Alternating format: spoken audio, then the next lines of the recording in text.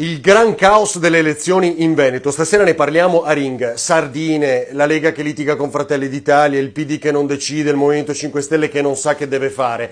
Tutto partiamo da un sondaggio e poi dal risultato delle europee che dà il centrodestra al 60%, ma anche lì se le danno di santa ragione. Quindi una partita largamente già decisa. Con Luca Zaia candidato governatore, è inutile che ascoltiamo le voci di Erika Stefani, Roberto Marcato, quello è il candidato, tant'è che Marcato oggi ribadisce, no? O facciamo un patto di sangue con Fratelli d'Italia e Forza Italia sull'autonomia o noi andiamo da soli, perché alla Lega dà fastidio la crescita di Fratelli d'Italia. Lasciamo da parte questo. Le sardine che fanno la più colossale delle cavolate che potevano fare, cioè incontrare i Benettoni, il simbolo dei poteri forti nel nostro paese, le avete viste, criticatissime. Intanto però scrivono e dicono in questa lettera: al voto vogliamo esserci, quindi ci saranno in Veneto. Come? Con qualche candidato? Con un appoggio esterno? Fuori dalla par condicio, come abbiamo detto più volte? Chissà.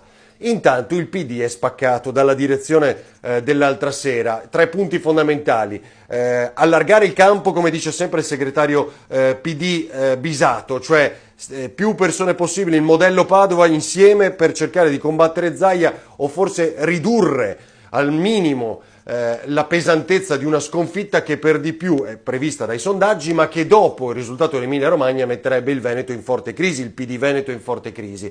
Quindi la seconda opzione poi è valutare un'alleanza con il Movimento 5 Stelle, la terza individuare il candidato oppure andare a primarie, mentre il Movimento 5 Stelle non decide. Non decide perché i grillini non vogliono un'alleanza col PD, ricordate che sotto sotto è ancora Di Maio che decide, che non li vuole i pidini, e allora si va avanti così senza sapere dove andranno, forse verso un voto su Rousseau, ma allora se si vota su Rousseau, allearsi o meno con il PD e vince l'alleanza col PD, ipotizziamo, perché magari ci si avvicina agli stati generali di marzo dove i governisti tipo Patuanelli e D'Incà che vogliono l'alleanza col PD prenderanno più potere nel movimento.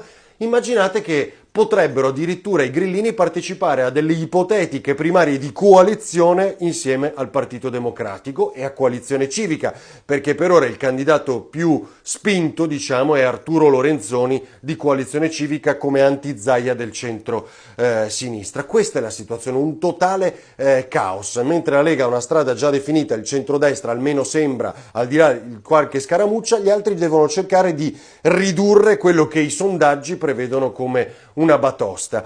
E ci sono ancora mai 7 giorni, credo, perché il PD decida, ma c'è una forte divisione. Le donne chiedono delle primarie, chiedono un ruolo, intanto però il candidato fino a questo momento più accreditato è Arturo Lorenzoni. Ne parliamo questa sera a Ring.